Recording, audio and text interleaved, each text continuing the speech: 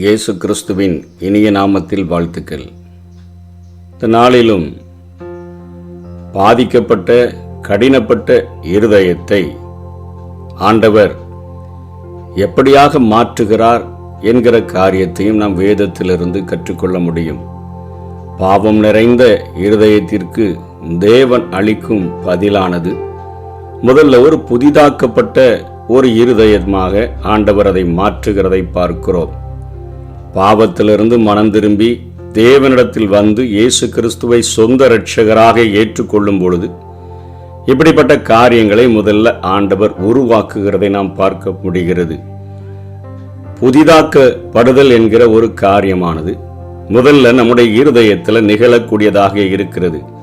நம்முடைய இருதயம் மனஸ்தாபம் அடைந்து இயேசு கிறிஸ்துவை, ஆண்டவரே, நீர் என்னுடைய பாவங்களுக்காக நீர் கல்வாரி சிலுவையில் உம்முடைய எல்லா சொட்டு இரத்தத்தையும் சிந்தினீங்க என்று சொல்லி தேவன் என்று அறிக்கையிட்டு நம்ம பாவ மன்னிப்பை பெற்றுக்கொள்ளும் பொழுது இந்த புதிய இருதயமானது நமக்குள்ளாக உருவாக்கப்படுகிறது. ரோமர் 10:9 கர்த்தராகிய இயேசுவை நீ உன் வாயினால அறிக்கையிட்டு, அதாவது மனஸ்தாபப்பட்டு, ஆண்டவரே, என்னுடைய இருதயம் ஒரு பாவ உணர்வு அடைய முடியாத அளவுக்கு கடினப்பட்டுச்சு, ஆண்டவரே, நான் பரிசுத்தமாய் வாழ்கிறதற்கு உங்களுடைய இரத்தத்தினால மாத்திரம்தான் முடியும் என்பதை வாயினால அறிக்கையிட்டு தேவன் அவரை மரித்தோரிலிருந்து எழுப்பினார் என்று நீ உன்னுடைய இருதயத்தில் விசுவாசித்தால் ரட்சிக்கப்படுவாய் என்று சொல்லி ரோமருக்கு பவுல் எழுதுகிறார். புதிய இருதயத்தை அவங்க தேவனிடத்திலிருந்து பெறுகிறாங்க.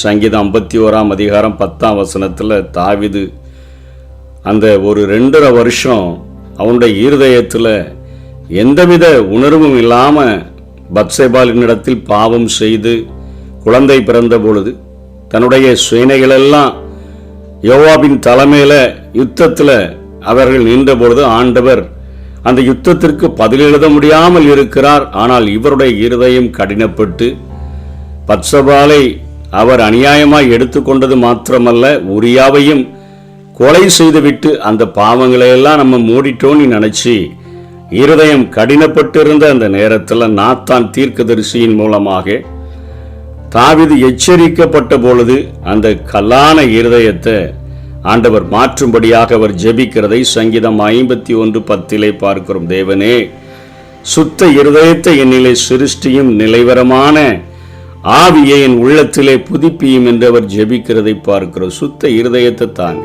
ஏற்கனவே இருக்கிற இருதயம் கல்லாகி போச்சு, ஆண்டவரே என்று சொல்லி அவர் ஜெபிக்கிறார். ஒருவேளை இன்னைக்கு நம்முடைய இருதயம் கெட்டு போச்சு அப்படின்னு சொன்னால், இன்னைக்கு நிறைய கொழுப்புகள் அடைச்சிருச்சுன்னு சொன்னால், இன்றைக்கு உலக பிரகாரமாக பைபாஸ் சர்ஜரி என்றெல்லாம் சொல்லி நம்முடைய இருதயத்தை அவங்க ரெடி பண்ணுறாங்க.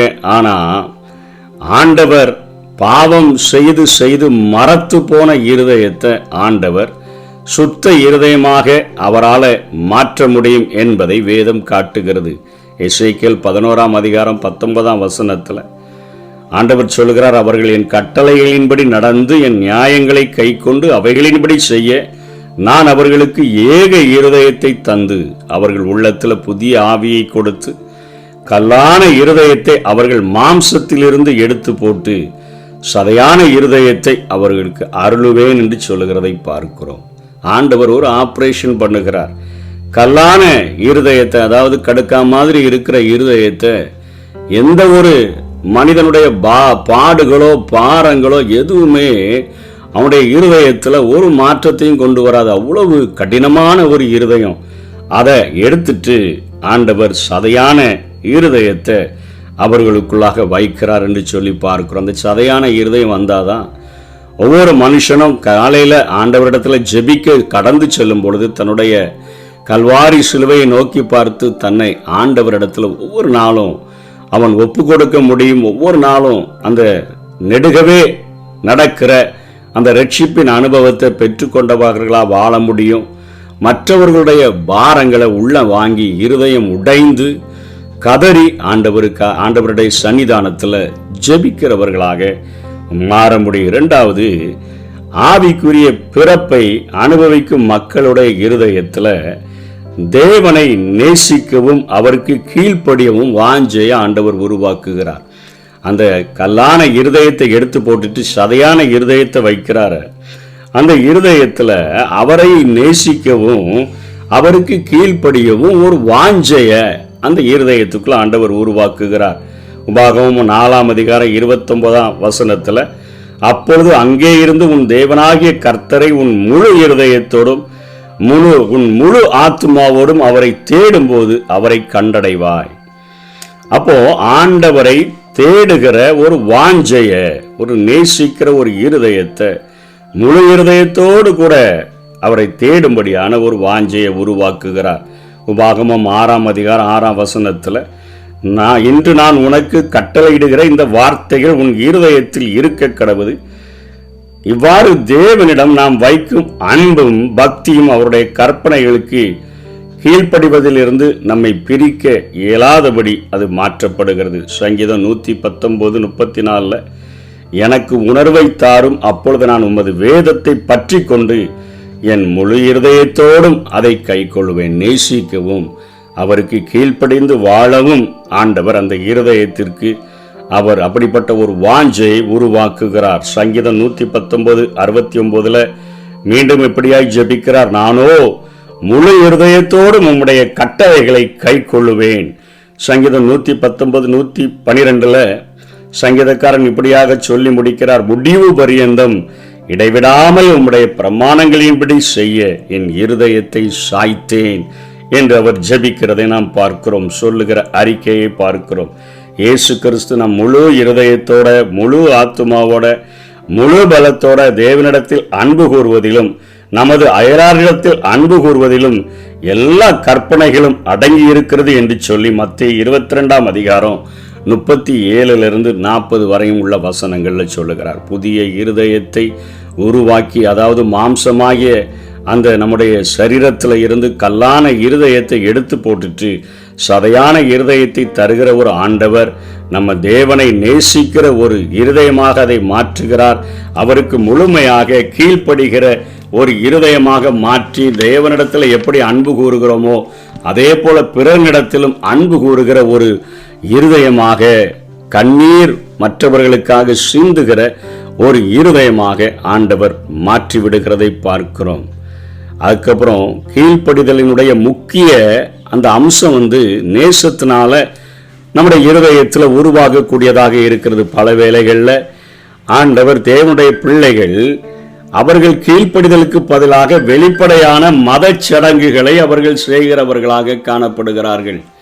நேசத்தின் நிமித்தமாக நடக்க வேண்டும் என்று சொல்லி ஆண்டவர் விரும்புகின்றார். ஆனால் மக்கள் என்ன செய்யறாங்கன்னா, பண்டிகை நாட்களில் காணிக்கை செலுத்துகிற நேரங்களில், பலி செலுத்துகிற நேரங்களில் அவங்க உண்மையான அன்பை வெளிப்படுத்துகிறதில்ல அப்படிங்கிறத தீர்க்கதரிசிகள் கண்டுபிடித்து அவர்கள் சொல்லுகிறார்கள். ஏசாயாவாகட்டும், எரேமியாவாகட்டும், ஆமோஸ் ஆகட்டும், மீகா தீர்க்கதரிசி ஆகட்டும், அவர்களெல்லாம் தேவனை சேவிக்கிற வாஞ்சையின்றி வெளிப்புறத்தில் காட்டப்படுகிற சடங்குகளின் மூலமாக அவர்கள் கிரியை செய்கிறதுனால அவர்கள் மாய்மாலமாக இவைகளை செய்கிறார்கள் என்று சொல்லி தேவனால் கண்டுபிடிக்கப்பட்டு அவைகளை எழுதுகிறதை பார்க்கிறோம். இருதயத்தின் ஆழத்திலிருந்து அன்பு செலுத்துகிறதற்கும் உதடுகளினால அன்பு செலுத்துகிறதற்கும் நமக்கே வித்தியாசங்கள் தெரியும். நம்ம ஒரு மனிதனை பார்க்கும்போது அவர்களை வெளிப்புறமா நல்லா இருக்கிறீங்களா, எப்படி இருக்கிறீங்கன்னெல்லாம் சொல்லி விசாரித்து கொண்டு உள்ளத்துல இன்னும் இருக்கிறியா அப்படிங்கிறது போல நம்ம உள்ளத்துல நினைச்சோன்னு சொன்னா உதடுகளினால நேசத்தை வெளிப்படுத்துகிறோம், உள்ளமோ அவர்களை வெறுக்கக்கூடியதா இருக்குது. தேவனையே இப்படிதான் செய்யறாங்க. பண்டிகையை கொண்டாடுகிறதிலும், காணிக்கைகளை படைக்கிறதிலும், பலிகளை செலுத்துகிறதிலும் அப்படியான காரியங்களை செய்தார்கள். இயேசு வாழ்ந்த நாட்களில் கூட லூக்கா 21:1-4 வரையிலும் ஒரு விதவை காணிக்கை செலுத்துகிறதை பார்க்கிறோம்.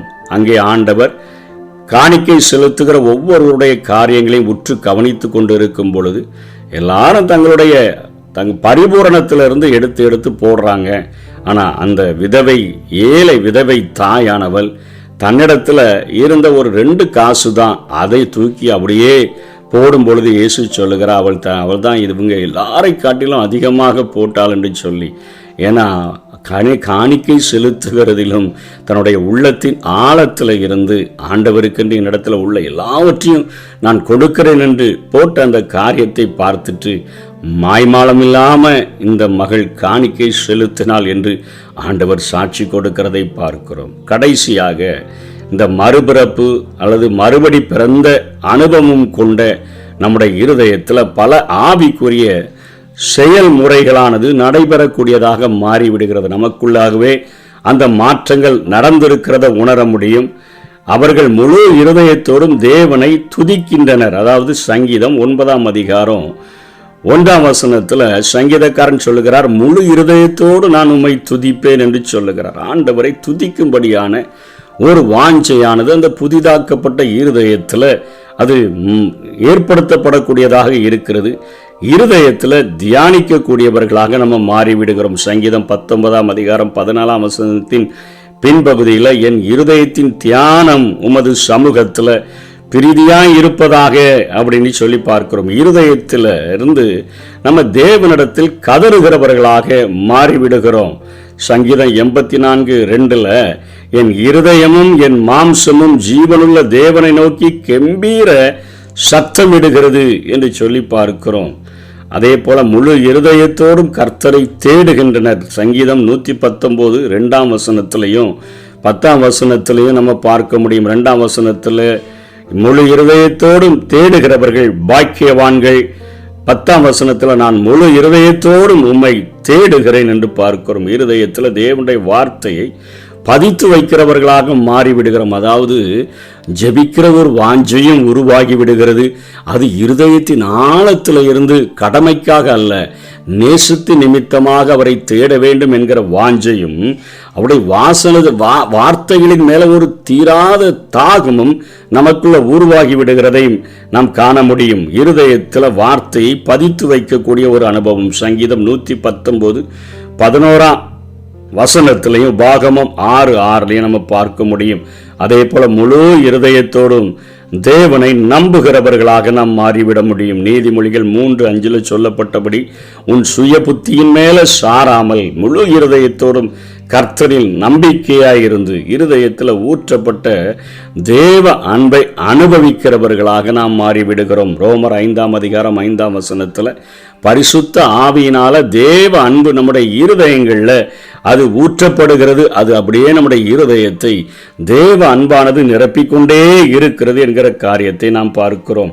கடைசியாக இருதயத்தில் தேவனை பாடுகிறவர்களாக எபேசியர் 5ஆம் அதிகாரம் 19ஆம் வசனத்தில் சொல்லுகிறார், உங்கள் இருதயத்தில் கர்த்தரை பாடி கீர்த்தனம் பண்ணி. உதடல பாடுற பாட்டு வேற, நம்ம ஒவ்வொரு நாளும் இருதயத்தின் ஆழத்தில் இருந்து உணர்ந்து என்னுடைய வாழ்க்கையில் இப்படிப்பட்ட நன்மைகளை செய்தீரே என்று பாடுகிற பாடலை பாடும் பொழுது அது இருதயத்திலிருந்து கர்த்தரை பாடுகிற பாடலாக மாறிவிடுகிறது. நம்முடைய வாழ்க்கையின் ஆண்டவர் செய்த நன்மைகளை உணர்ந்து ஆண்டவருடைய சமூகத்தில் புது பாட்டை பாடுகிறவர்களாக இருதயத்திலிருந்து பாடுகிறவர்களாக காணப்பட வேண்டும் என்று எபேசியருக்கும் கொலோசியருக்கு சொல்கிறார். உங்கள் இருதயத்தில் கர்த்தரை பக்தியுடன் பாடி. கொலோசியர் 3:16 இப்படிப்பட்ட அனுபவங்கள் புதிதாக்கப்பட்ட ஒரு இருதயத்தை ஆண்டவர் தருகிறவர் மாத்திரமல்ல, அந்த இருதயத்தில் ஆண்டவர் ஒரு அன்பையும் கீழ்ப்படிதலையும் உருவாக்குகிறவராக.